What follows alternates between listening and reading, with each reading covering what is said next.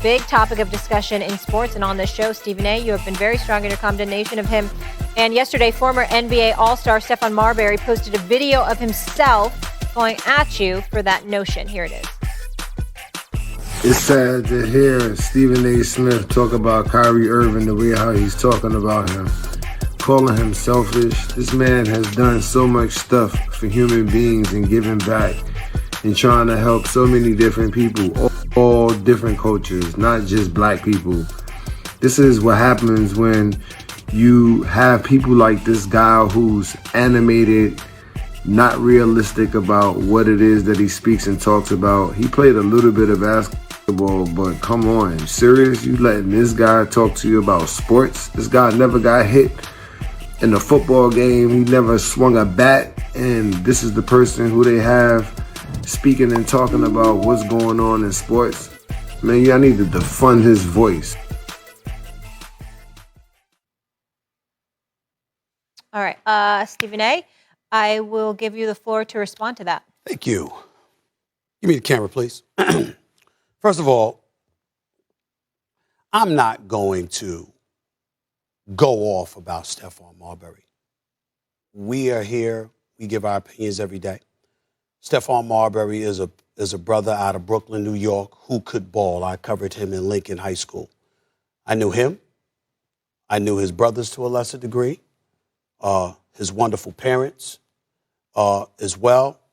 I'm not going to insult Stephon Marbury. I will say Stephon Marbury has had a problem with me since 2009 because we thought he was a bit bizarre when he was eating Vaseline, literally on video, like it was a bunch of cheeseburgers or something, like gobbling Vaseline, crying.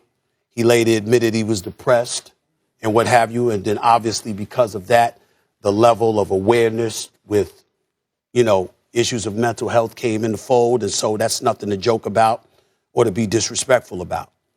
As it pertains to him and his support of Kyrie Irving, I can understand it. Stephon Marbury was on 5 different NBA teams. Stephon Marbury was somebody that was considered an incredible, tremendous talent who had leadership issues when he was in the NBA.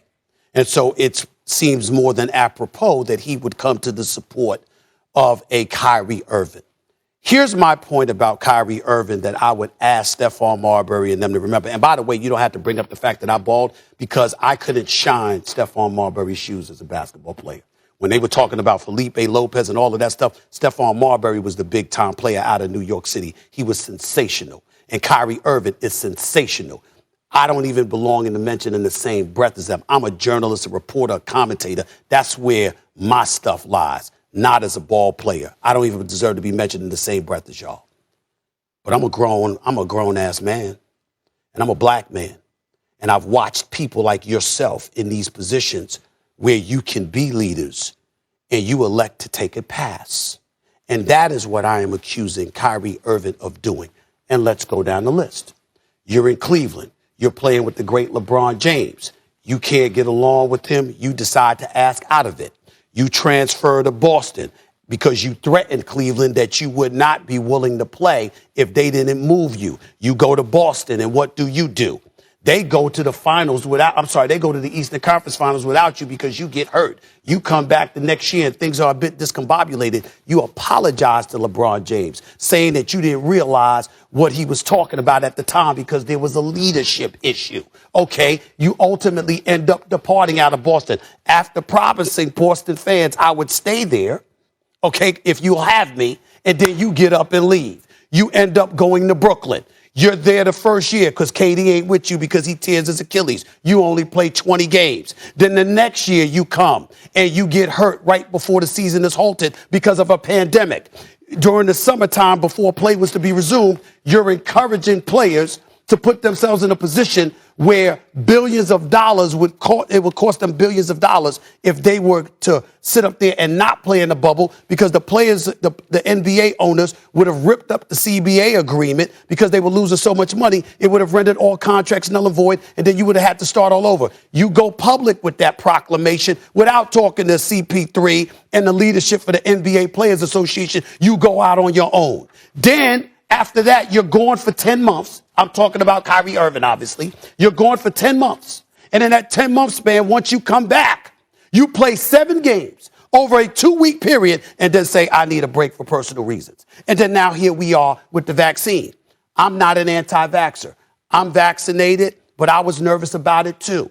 Okay, I understand Kyrie's reservations. But when you go to an ICU unit and you see a bunch of black people in there, you understand that has been infected by the virus. When you think about pre-existing conditions that have plagued our community and what have you, and you see black people dying, you take the position that I think I took. If you don't want to do that, that's fine.